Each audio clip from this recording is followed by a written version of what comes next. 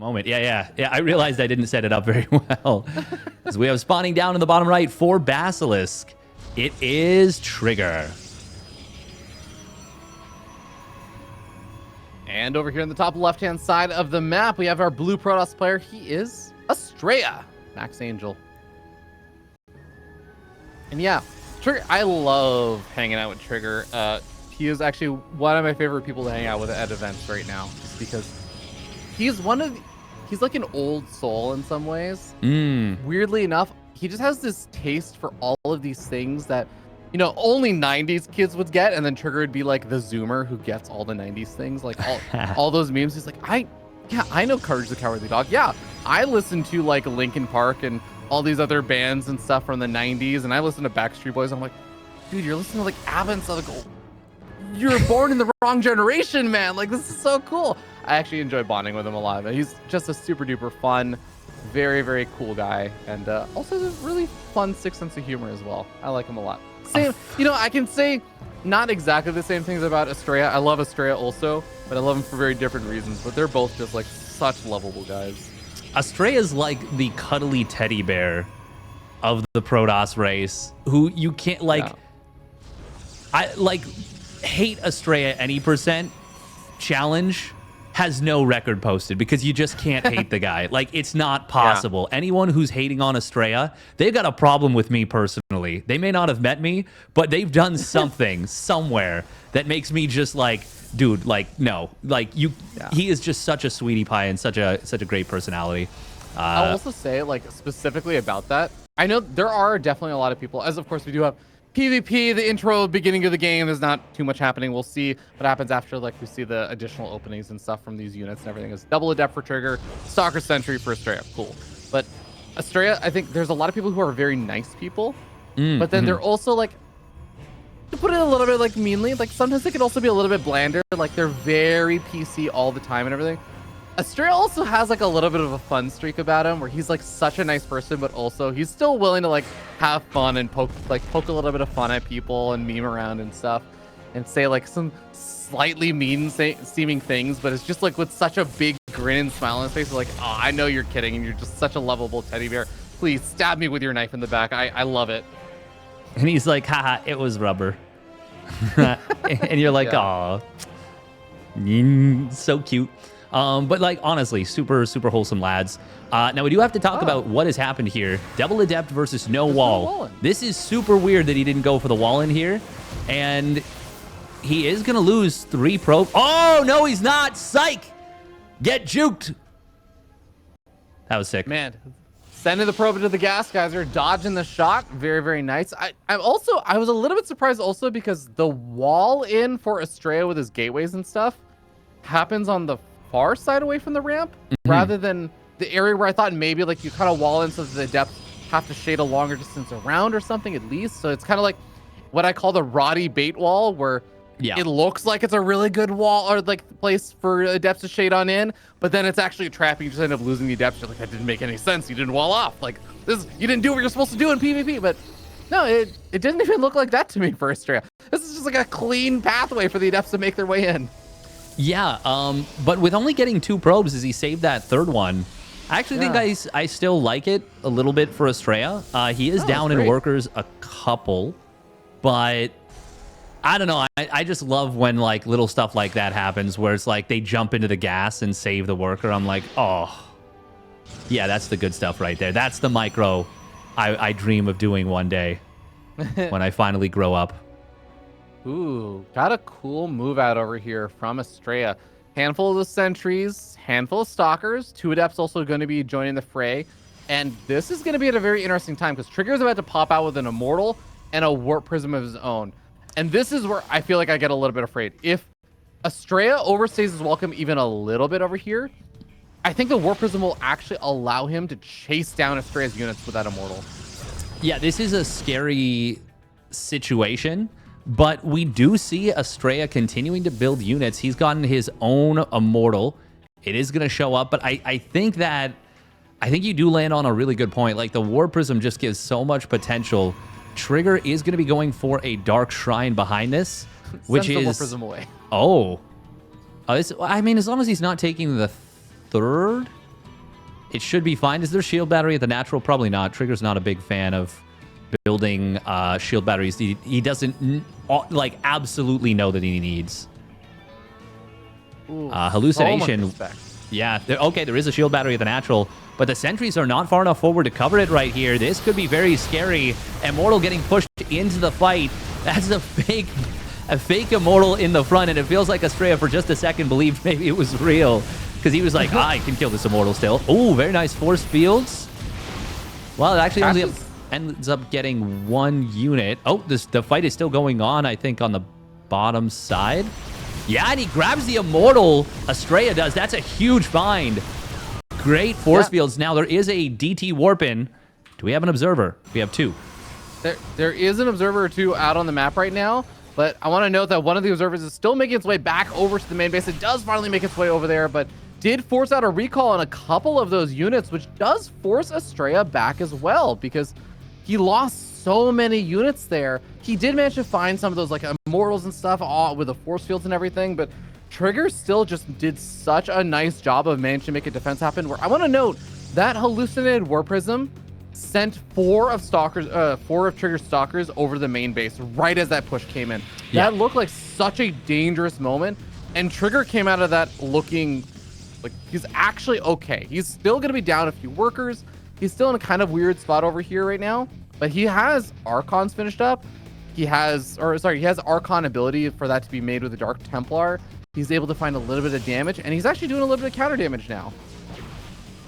Yeah, we will see the double adepts into the main base. They're going to be annoying to deal with here. Okay, Estraya just picking up and getting out of there. We do have that one Archon that you alluded to.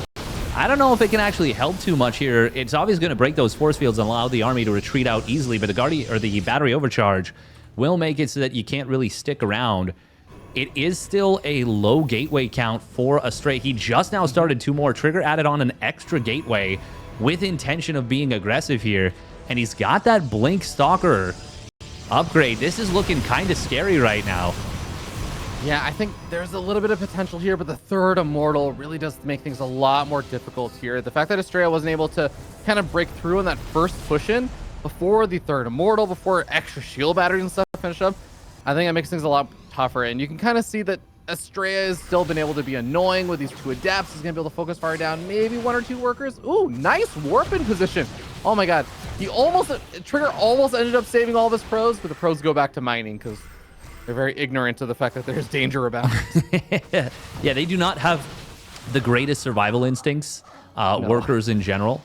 My workers have terrible survival instincts. Oh, okay, I was going to say, that's a bold move from Trigger to just move right under the Observer, but I guess he was expecting that the Observer wasn't there.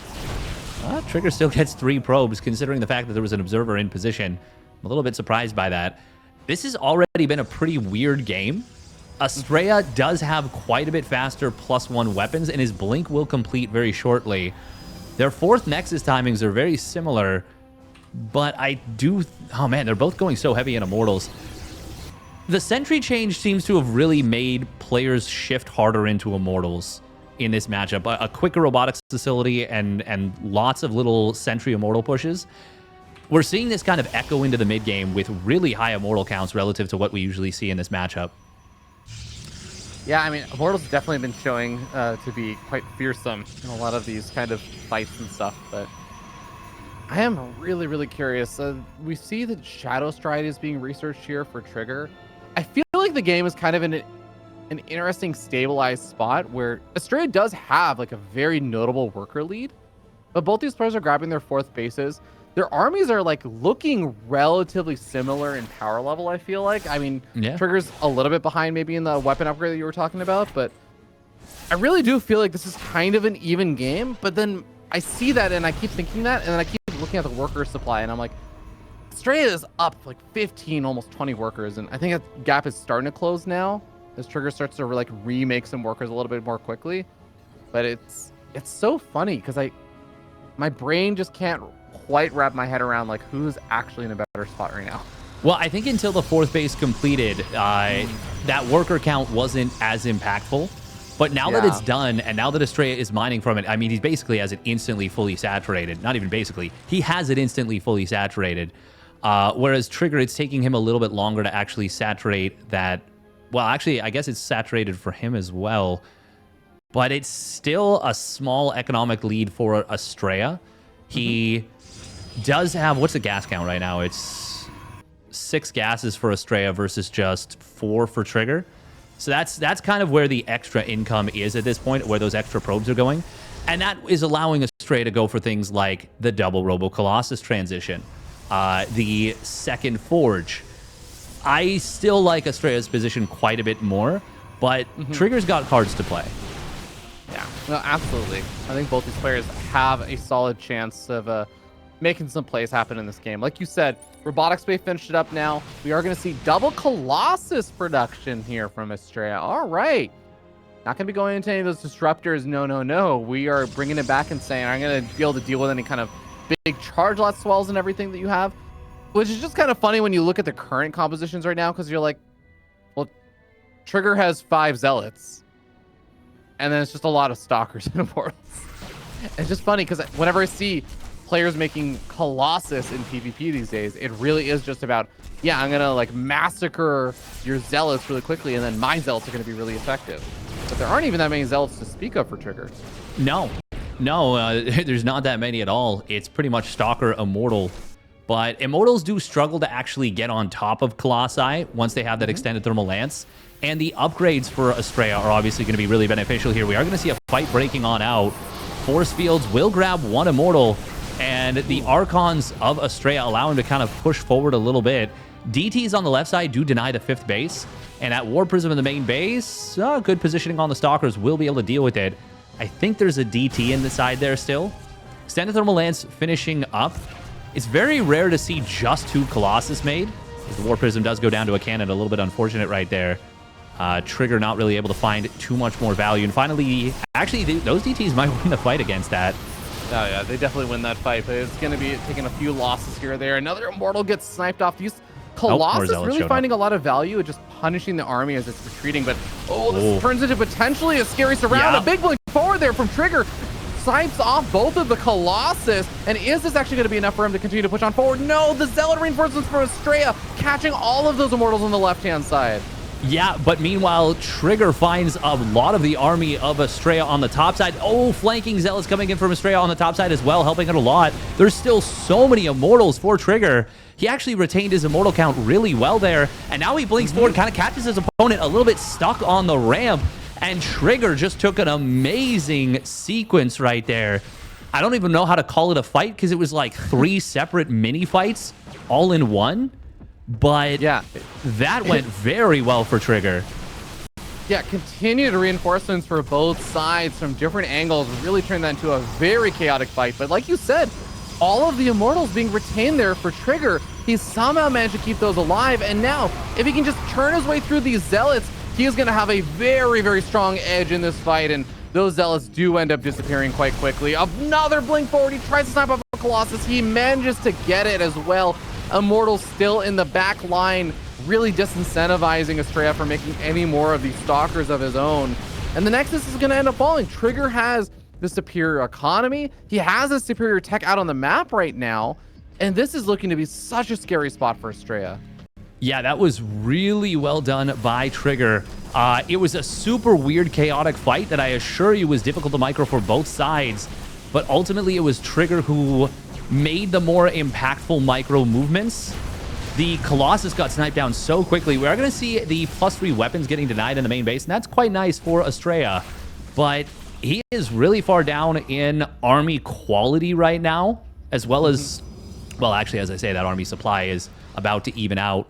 But army quality is quite a big difference in this one. We got a lot of Zealots for Astrea, whereas, you know, Trigger's got a lot of those Immortals, quite a few more Stalkers.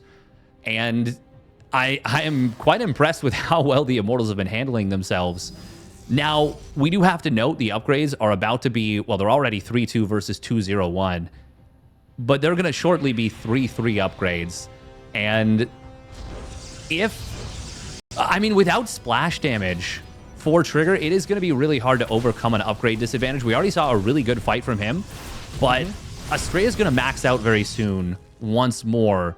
And that's going to mean these upgrades become highly impactful again. No, I think that's definitely going to be the case. I do like that Trigger is finally mixing in a couple of disruptors. These DT run-by is also going to be a little bit threatening because Warp Prism warps in successfully all these Zealots, and the DTs take care of the cannons.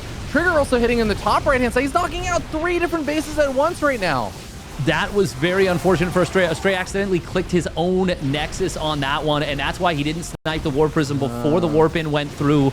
A tragic misclick, really costing him hard, and not able to defend his 5th Nexus. Well, I guess actually that was his 6th Nexus. Not able to defend his 6th Nexus.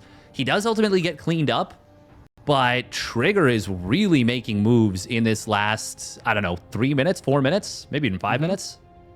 Yeah. Oh, he's finally gotten up another Forge. He's started up his +3 weapons. Oh, he might be getting caught from a couple of different angles over here. Surround with the Archons and the Stalkers. The blink forward over to the backside of his attack. The Immortals from Astrea are really trying to put in some work. The Archons also starting to overwhelm. The Disruptor for Trigger does get some damage done, but it does get picked off. And honestly, a good trade there for Astrea. Also finding one of the mining bases over there.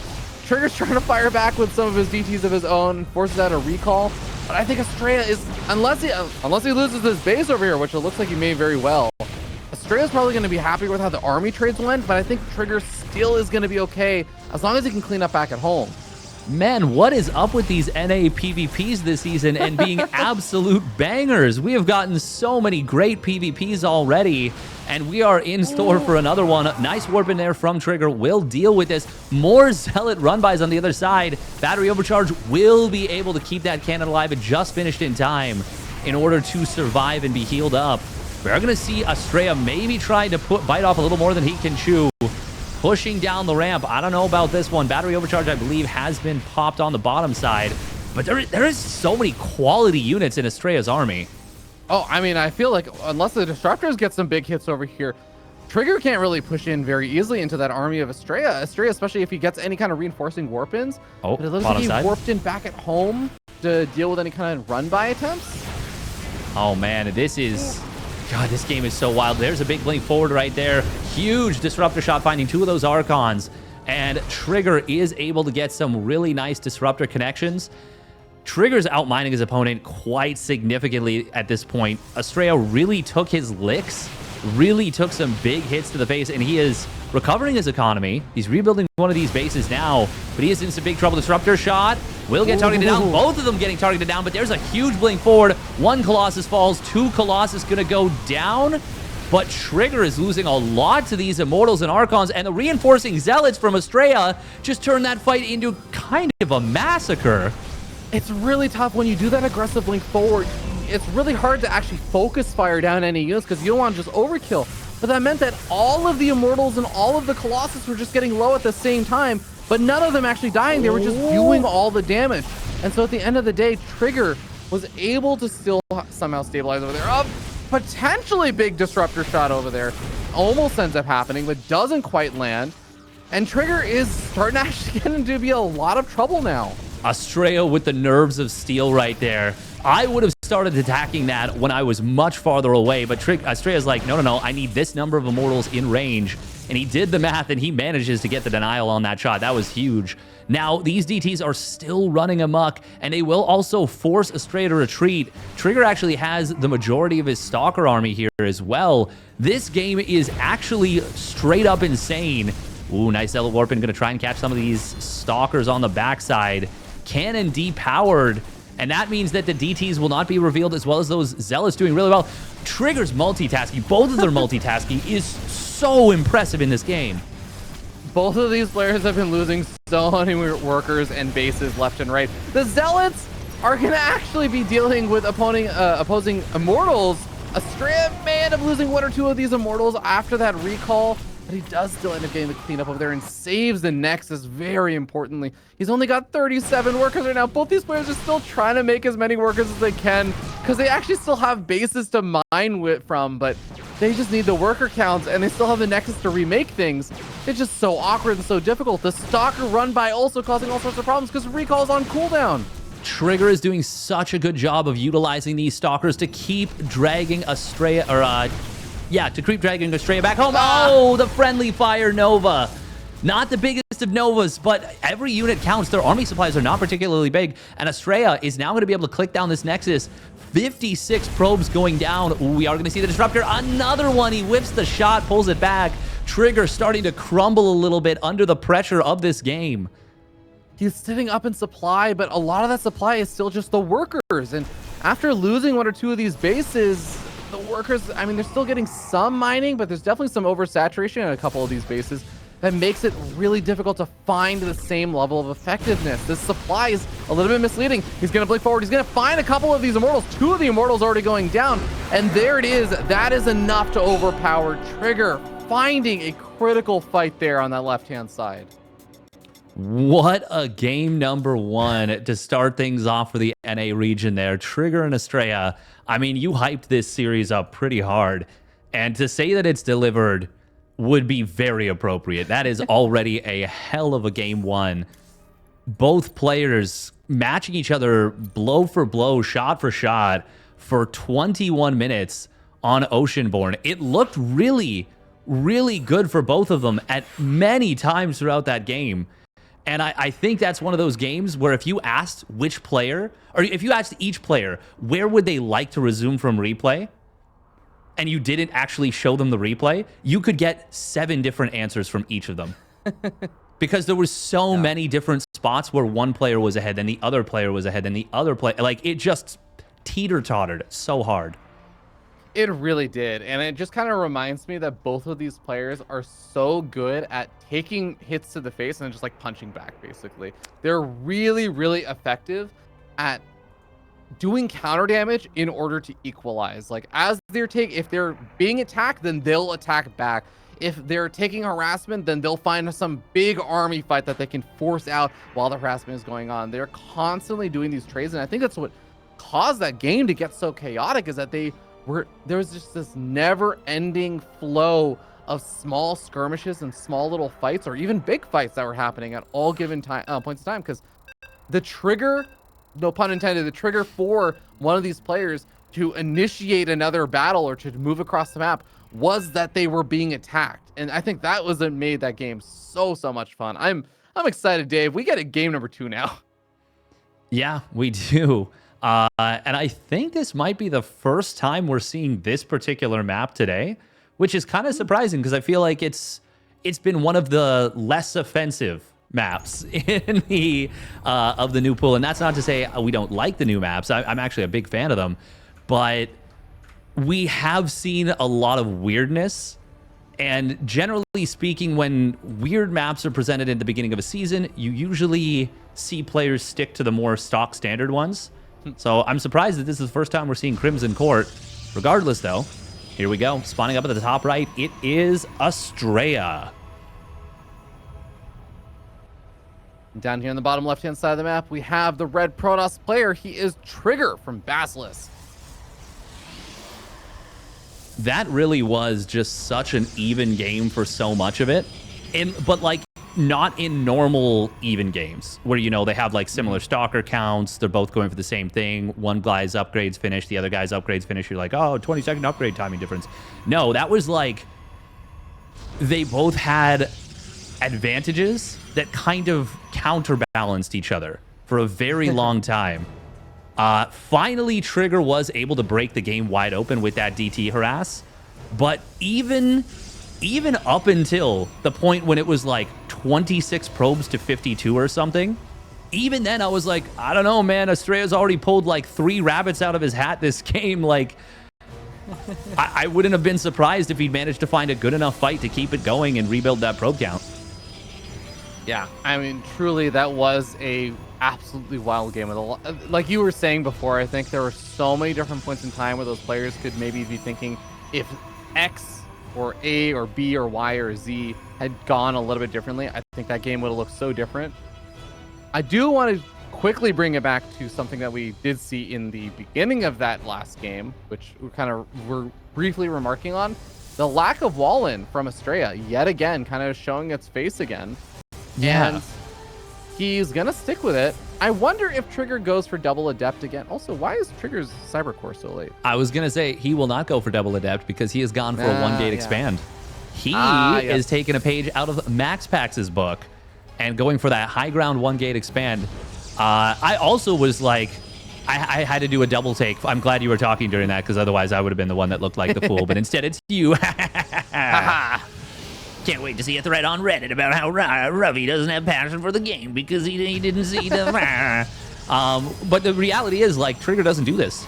He just does not do this. Like, I cast a lot of games of StarCraft 2, and Trigger has... I don't know the last time he's gone for a low ground expand.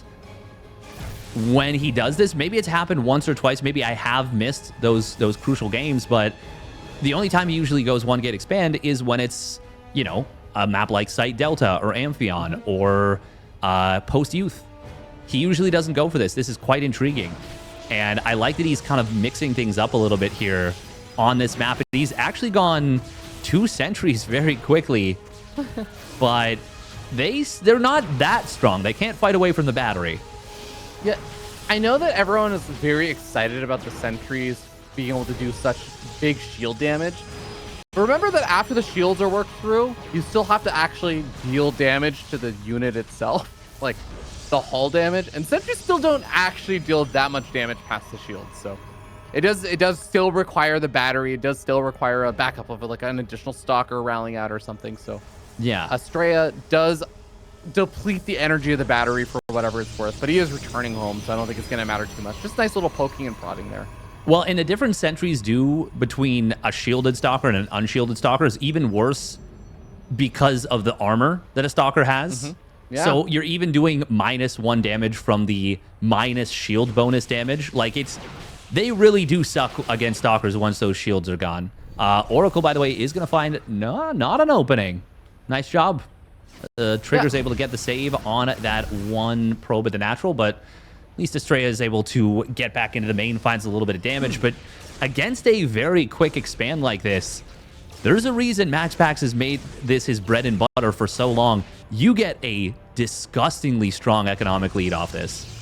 Yeah, I just realized there's 2 shield batteries at Trigger's natural. Like, that's actually quite interesting, right? I know that he had the forward shield battery, but was he actually really afraid of a continued rally of stalkers or something there, and he ended up getting a second one? I think he might have been afraid of 3rd and 4th stalkers showing up and was maybe just like, yeah, these sentries, they're kind of taking a beating. My first shield battery is out of energy.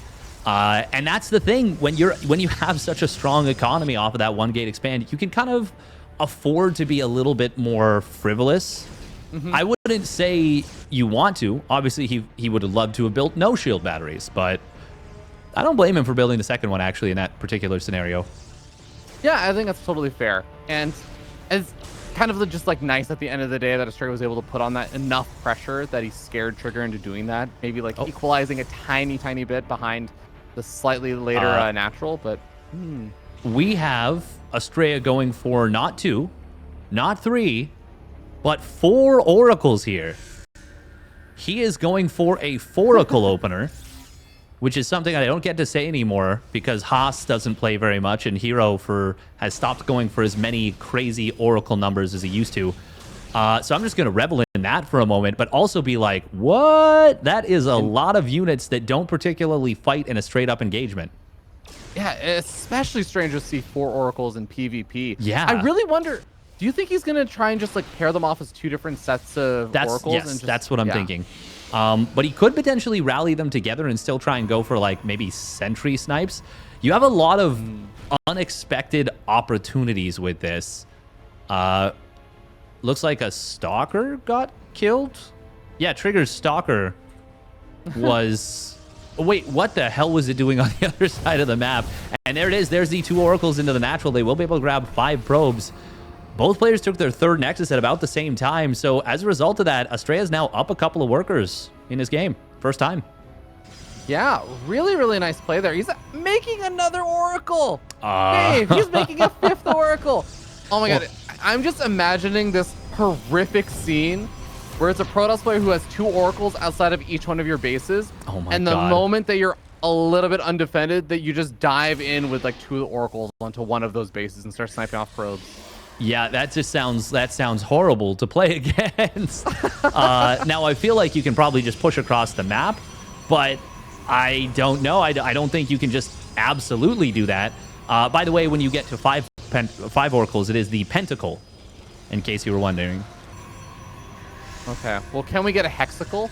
A Hexicle sounds pretty cool. You can get a Hexicle. You can also get a That's Septicle. a hex of a lot of oracles, man. You can get an Octicle. Oh my god, we're going. There's another way to describe this one, but we won't say it on broadcast. He's gone for the Hexicle. I don't even know what you're referring to, Dave, so I'm glad we'll discuss it off broadcast later. We have a Prism coming out here from Trigger alongside the Temple Archives finishing up, and +1 weapons getting closer to finishing. The 4 gateways are coming on out. I wouldn't be surprised to see a bit of that move that you were talking about in like the next 30 seconds to a minute or so. But again, it's actually really hard to pull off when these oracles are still being annoying, and at home, there's all the stasis traps being thrown out. There's also potential that even if you clean up these 2 oracles, there's 2 more oracles behind it somewhere. Oh man, it's oracles all the way down at this point. And behind all this, there's so much static defense in addition to this mass stasis ward style. This feels like we're watching the equivalent of new Protoss mech or something, but like speed Banshee mech. He's building a 7th oracle. God, I love Estraya so much. He is my favorite. Not even my favorite player. He's just my favorite. He is truly just, you know, a unique Protoss flower who blooms in his own way. Look at that stasis. The Archons caught those big fat Archons blocking half the ramp. Trigger cannot push up right now. And even if he does, do you commit further in over there? There might even be more stasis traps right beyond it as well. Yeah, you never want to run into an angry Stacy like that. We are going to be seeing the Archons waking back up, and here is the charge up the ramp. There is the cannons getting absolutely blasted. This Immortal Archon army is super strong.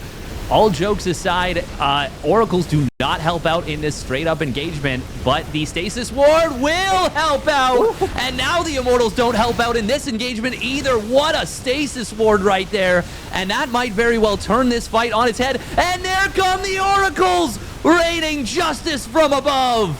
Oh my god, this is so sick from Astrea.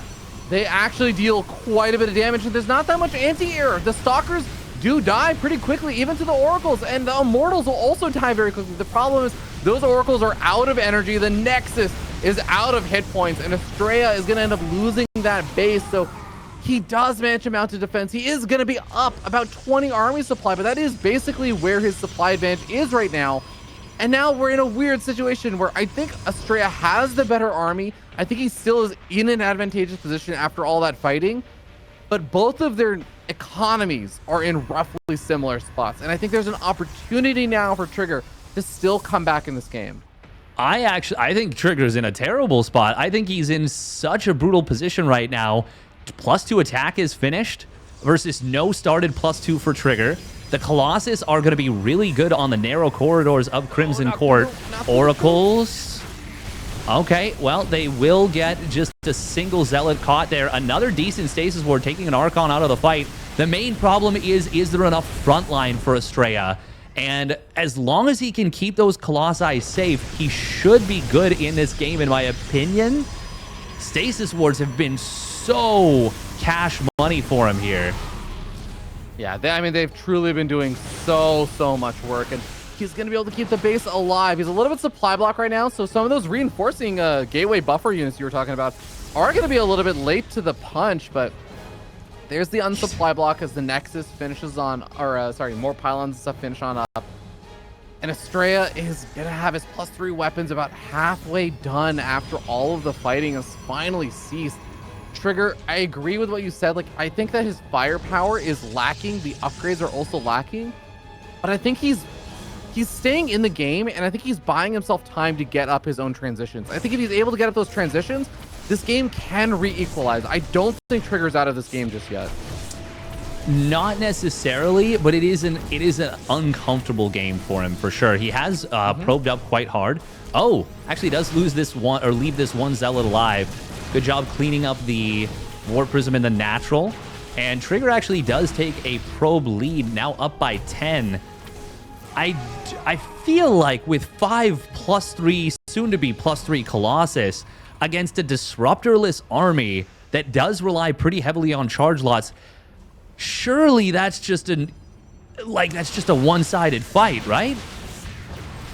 I do think you're right. In a just straight up direct fight, especially at a choke point or something, those Colossus should absolutely shred through. I think if Trigger can find a big roundabout kind of engagement, big maybe he can like buy time, but I think you're right. This is going to be the big time for Astrea to hit. He's up about 40 or like so army supply, and this is not the angle that Trigger wants to take a fight at. No, I really just don't think he can. He needs disruptors, and he needs them now. One disruptor getting one stasis ward. There's another one that just popped out, but this is going to be lost mining at this base. This is going to maybe force Trigger to take the engagement. Very nice blink forward, grabs the one disruptor, and Astrea will, or rather, Trigger will complete his +2 weapons, but Astrea is on 3-1-1 even still, and these Colossus, you can't really flank this army with that many stasis wards about. Yeah, it's so difficult. The Zealot run-bys and everything else that you'd want to go for don't really work out. Big blink forward there from, oh my god. Okay, big blink forward there from Trigger with the Disruptor shot. Almost goes uncontested. The blink at the very, very last second does manage to get those Stalkers out of the way. Yeah, but it still killed 2 Colossus, which is big. Disruptors counter Colossus super freaking hard in certain situations. We are going to see the Stasis Ward not getting that many units. There's a blink forward. Will snipe the Disruptor before it can get its big shot off. This army supply is relatively close, and Triggers continue to keep these Immortals alive. Very nice job triggering those Stasis Trappies. One more will get taken down by the Disruptor. And somehow, I know the supplies are still favoring Astrea, somehow Trigger actually holds. He's holding on for a little bit. He's going to try and rotate around. Disruptors still continuing to try and grow in number. He's been losing a lot of them. Disruptor kills off the Stasis Trap because I think he lost the Observer earlier on thanks to like a revelation or something. But we're going to see Trigger able to at least hold the ramp for a little bit longer, especially with the shield battery overcharge. The mining is a little bit tough right now. The Oracles have actually been mostly just throwing down the Stasis Trap. Haven't really been getting involved in the fight. Colossus goes down. We're starting to see a bit of a scary moment for Estraya where the Disruptor count is continuing to rise and the Colossus count has been whittled down a little bit. It's 3 right now. Oh, as I say that, actually, Estraya recognizes the Trigger kind of abandoned the base, and that will allow Trigger to blink, or pardon me, Estraya to blink forward aggressively. He is going to... Oh, nice Stasis Ward right there on the third base defense. This feels like Astrea should have been able to win this game so long ago, but Trigger is putting up such a resilient defense. He really is, and that Disruptor count has grown so much that it's actually gotten to the point it's scary to just blink forward aggressively onto these Disruptors, to blink forward onto the Stalkers and the Immortals and everything. So it now really... Oh, okay, a little bit of friendly fire there with the Disruptor killing the Archon, but I think that the angle for this base is really what's doing Trigger in the most. If Trigger had a different base, and he is going to be taking that left-hand side base, I think that's actually going to be really helpful because this base, it just feels so impossible to defend against when your opponent has Blink Stalkers and Colossus that are just able to abuse that ridge so much. Yeah, and kudos to Estraya, has done a great job of doing exactly that. Another Oracle just got produced, by the way, so we're back up to the magic number of 7. And what I was just going to say is those Oracles could theoretically, as long as they're Stasis Trappies defending this army, they could theoretically go for that left side base and just try and gun it down. But obviously he is going to come back here. Revelation. This becomes really weird for Estraya because trying to push into the Disruptors is very different from trying to, you know, push into like the defensive position, getting some chip damage and then backing off. Yeah. Right now, Trigger kind of holds that high ground and he can actually shut down one of these important mining bases here for Estraya. This could be the start of something, but it's going to be so difficult. And Estraya, he's not going to really have to worry about reinforcements for Trigger's army. Trigger can't really reinforce this very well. No, he cannot. Perfectly measured blink forward right there. We've actually got a flank coming in from the Stalkers of Estraya. He will dodge this one Disruptor shot on the bottom side. Top side Disruptor shot is good, but it doesn't matter. They're maybe not as devastatingly strong flanking against Disruptors, but it does make it very difficult to keep that army together. And it's so funny that Estrea's game-winning fight that actually clinches him that game is a flank of his opponent's army. as opposed to the like 6-minute siege or something of that high ground peninsula where he just staved off being flanked for so long. Yeah, I think you were absolutely right. Like, that was a game that Astrea had garnered a strong advantage in. I don't think there's any disputing that, really. But Trigger really showcased why it was going to be difficult, especially with great disruptor control and like a lot of these small things he was able to do to try and buy himself time and space. I really just wonder if Trigger had been able to abandon that location earlier and taken like the left-hand base sooner. I don't know if that would have been the right decision, but I wonder what the game would have looked like, because I feel like that base became more of a liability than it really was paying off for, right? It became just the point of contention that those Colossus and Stalkers were continuing to get higher and higher value traits because of that stupid ridge that the Disruptors can't really do anything about. But the Colossus and the Stalkers are going to continue to whittle away at all of those probes that try to mine from over there. It forces you to rotate around this very awkward angle, constantly back and forth, back and forth. I have so many questions about like how that game could have looked if small things had been different. But really, really nice job for Astrea to close it out, but also really nice job for Trigger to hold on. Yeah, I genuinely did not think that was possible, what Trigger did for like 6 to 7 minutes. Like it looked so impossible. Like, to my eyes, I'm like, no, surely he dies now. Like, there's 5+3 Colossus. You know, I know that Colossus are not the be-all end-all in PvP, especially against like Immortals, but I'm really like this series is once again giving me newfound respect for these two players, because they're both doing things that are really cool and very difficult to achieve with really complicated armies. And their styles are so different, but the way that they clash against each other, it's just straight up fireworks. It is so much fun. And of course, just literally Astrea going for 7 oracles that game. Yeah. Absolute beauty. Like, this is what I love about not just NA StarCraft, but specifically about players like Astrea specifically. It's so much fun. He's willing to experiment. He's willing to kind of throw out the normal playbook and kind of come up with his own. It makes for such fun games as we get to move into a game number 3 of this day. We get a third game from these two players. We sure do, as we have spawning down in the bottom left for Basilisk. It is Trigger. And up here on the top right-hand side of the map, we have our blue Protoss player pausing the game. All right, we got a small bug. Restart. All right, we may be restarting, but yeah, almost. Regardless, third you game, may though. not, says Trigger. Oh my god. Wouldn't it be great if the admin was just like, well, that's the official ruling. Oh, that's awkward. Get your opponent's consent to restart the game. And then because Astrea actually left the game and the victory screen showed up for Trigger, it like counts as a victory, and it's just like Trigger's like, oh god, I'm so sorry, I don't want this. And they're like, well, I'm sorry, hands are tied, you know, you said he can't do it and then he left. That's you got the victory screen, I don't know what to tell you. This reminds me of it was like mostly a joke, but I remember there was a collegiate event, not even like a collegiate StarCraft like league or a CSL event or anything. It was just a local LAN event at my university. I remember there was a tournament match where someone typed GG, and for some reason his opponent instinctively just did F10 and like hit the surrender button instead of thinking that it was like the score screen. Like their brain went to autopilot mode, so they forfeited. And then there was like a little bit of a contention there because that one player was clearly very dead, but they were like, but my opponent forfeited. I had a victory screen, so surely this counts for me, right? That's funny. Thankfully, they kind of like turn around like, okay, I'm not going to be that guy for like this local for fun StarCraft LAN event. But there was a moment that they considered it, and I'm like, oh man, don't be that guy. Fun fact, this is actually this is a really funny one to me.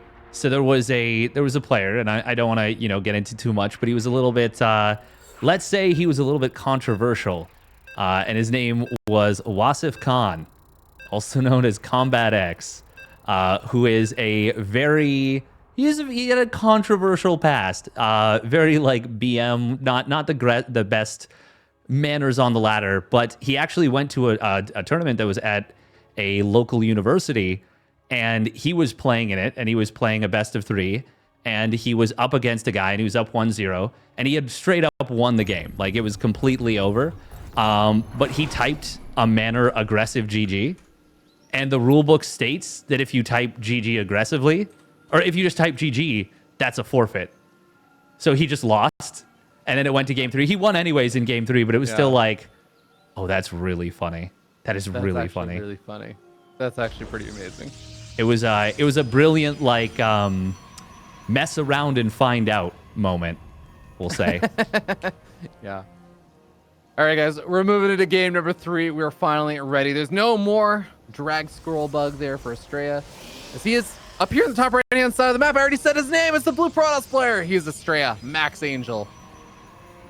I hate when I do that. Like when I say trigger before I do the intro, spawning down in the bottom left for Basilisk, it's trigger. I like how Mapu was like, oh, okay. Yeah, I like when I do it, but I don't like when I do it with Nyal, because Nyal just is like, ha ha ha. I can envision his face where he's just kind of like laughing, that good old like Swedish kind of laugh. He's like just chilling. But Mapu, I can like feel his vein popping a little bit. It's like, okay, introduce the players properly. Just do it. Stop messing around. I don't know why, but well, I do know why. As soon as you like did the ha ha ha, I thought of the Swedish chef, like instantly. Like, oh, hurdy-gurdy. Enjoy the players. Oh my god, I know you're I didn't know what you were talking about until you did that. Oh man. Stalkers. Oh boy, we get a proxy pylon and a PvP coming on out. Astrea also went for a wall in this game for once. Yeah, that is notable. This is really interesting because after 2 super long PvPs, you might not be thinking 100% clearly, where you're like, okay, yeah, I got to check for those minerals, make sure they're not mined out. This is going to be almost certainly a 3-gate robo. At the very least, there's, of course, that robotics facility proxied, but Astrea with the read potentially going for his own defensive robo. This is so good for Astrea on paper. Yeah, I think identifying that there's the missing pylon, knowing that this is just a very common map to have those proxies on because of those little mineral patches that make things look so tricky. There's a little scat out there from Astrea. He sees, all right, the mineral patches are mined out. Let's go to the common proxy locations. But like you said, he's already kind of suspected what's coming on out. Adepts are going to meet in the middle of the map potentially. Oh, I think Astrea was trying to use his Zelnaga Watchtower, the hidden vision area, to try and ambush Trigger, but didn't end up working out. No, it did not. Both players are going to be opening up with the quick warp prism. And that means, of course, they're going to try and ferry the Adepts into the main base. Now, we did see Trigger opening up with a quad Adept opening. Very nice save right there. That was actually pretty close to those Adepts getting in, so good job that he gets the block. This is really uncomfortable for Trigger, but it's not a guaranteed win by any stretch for Astrea, because we have seen Protoss players, especially in Europe, players like Aerogfire, you can know that the 3-gate robo is coming, and you can still just die to it. Yeah, I mean, the reality is, it is still a micro fight. It is a micro battle. Adepts are going to be making their way in, and remember, when you are also on the defensive, that means that all of your resources, all your probes and stuff are also going to be in the limelight for being attacked. Oh, that pylon for Trigger actually working against him so hard, and Astrea is going to be able to gun down so many, or pardon me, Trigger is going to be able to gun down so many probes. I did it again. Yeah. Astrea needs to get some big damage on the other side with his own War Prism. Ay. This looks really good right now for Trigger. He will lose. Well, he's going to lose at least a couple probes, and that's already almost enough to equalize. Yeah, only a 2-worker lead now. And keeps both the Adepts alive, and the War Prism is also still very healthy. Now, Trigger's trying to get some of his own counter damage again with the Immortal now in the War Prism, but Immortal there for Astrea. This is a weird game to say the least, but oh, the investment in the Stargate. This is why Trigger didn't have quite as many gateway units warped in, why he was maybe slacking a little bit further behind and say like the Immortal count and stuff. He invested in the Stargate. That's actually going to be potentially massive because he can not only push back his opponent's Warp Prism. Sorry, forgot the word for it. Can push back his opponent's Warp Prism. He could also potentially go for a lift up on his opponent's Immortal, which could drastically change the nature of the fight. Absolutely. And if Astrea doesn't recognize this necessarily and is in an awkward spot with those Immortals, we could see a lift up when there's a Warp Prism right next to them and they're stun locked. You can't do anything about that. And that's really, really awful, obviously. That's very unpleasant. Now, we do see, okay, there we go. The Phoenix does get spotted and it's just one. So Recall will save that easily. Astrea is actually significantly ahead in supply now. He's 3 Immortals to 1. Think about it. Basically, a lot of the production facilities for Trigger have just been knocked out. He really just has the gateways now. But he lost his Robos. He's only now been making the Phoenix out of his Stargate. So I do think that Trigger is in a bit of trouble right now. I think so too. Because those Phoenixes, they're really great in small numbers, but once you start getting up to a more significant stalker count, and let's say he needs to use all 3 Phoenixes to lift Immortals, that'll be good for the fight until the Phoenix lifts have to drop the Immortals back down again, like until those Phoenix come back into the, or pardon me, the Immortals come back into the fight. Sorry, it has been a long day, folks. It has. We are going to see these Phoenix start to get a couple of pickoffs just on the Adepts and stuff, but like you said, there is still the threat of a couple of those Stalkers. Even the Sentries are going to be able to actually take away those shields for the Phoenix quite quickly. But looking for a couple of probe pickoffs, I think that is going to probably be his best bet. Also, find an opportunity to get his Immortal and the Warp Prism over there. They're still around. Wow. He's going to be able to potentially find a pickoff there. No, it doesn't quite end up finding anything. Just gets 2 probes, which isn't bad. That's funny, because he could have actually just used the Phoenix lifts to pick up probes. Yeah. But it was such a fancy move, but it's just like, isn't that Phoenix lifting with extra steps? And it's like, oh, when you put it that way, I guess so. Still great micro with these Phoenixes. Ooh, and he's going to be able to catch a Sentry here. Already got one on the warp in. Going for another one. Guardian Shield helps a lot, and those Sentries aren't light units anymore. There's actually like no anti-air in this army. Yeah, it's kind of light right now as we have 2 more Stalkers finally warped in over there, and that is going to help push these Phoenix back. The Guardian Shield, by the way, like it's reducing damage from the Phoenix by 4 because the Phoenix attacked twice. Yes. Reduces twice for each, but oh, Warp Prism, is it going to be able to survive? Guardian Shield helps out a little, but not enough. That is a very nice pickoff. I mean, Astrea's still pushing out, really. He's going to make another Warp Prism, but this feels like a, I guess he can just back off and not be too afraid, but I'm just so afraid of a Protoss player that is pushing out on the map where he could get overrun and your opponent has Phoenix and just capture units like this. Yeah, this feels like one of those situations where maybe because the pickoffs have been so good in the last like minute or so, Astrea's just like, oh, well, I have to push out. I have to do something before this gets out of hand. Oh, Recall will save the Immortal. Yeah. Nice job. But Trigger is now flipped things around very hard. These Phoenixes have been worth their weight in gold. I frankly was a little bit skeptical about the Phoenix transition from more than just making like one like 3 or 4 Phoenix or something. Yeah. But he has been finding so much value from the kind of doubling down of Phoenix. Remember, it was on a very low economy, so 5 Phoenix is not a crazy number, but he is just still finding so much value from them. Yeah, I love that he has kept this Immortal and Warp Prism in the top right, because it forces Stalkers to stay there. Yeah. That is actually really allowed those Phoenixes to find the value. I feel like without that, it would have been so much more difficult to actually get the kind of pickoffs and kind of trades that he has. He's kept, like 2 to 3 to 4 Stalkers at any given time. And now Trigger's completed charge. He's got a 3rd Nexus started on up. They both do, but it's a lot faster for Astrea. However, I don't think Astrea can hold it against just a shove.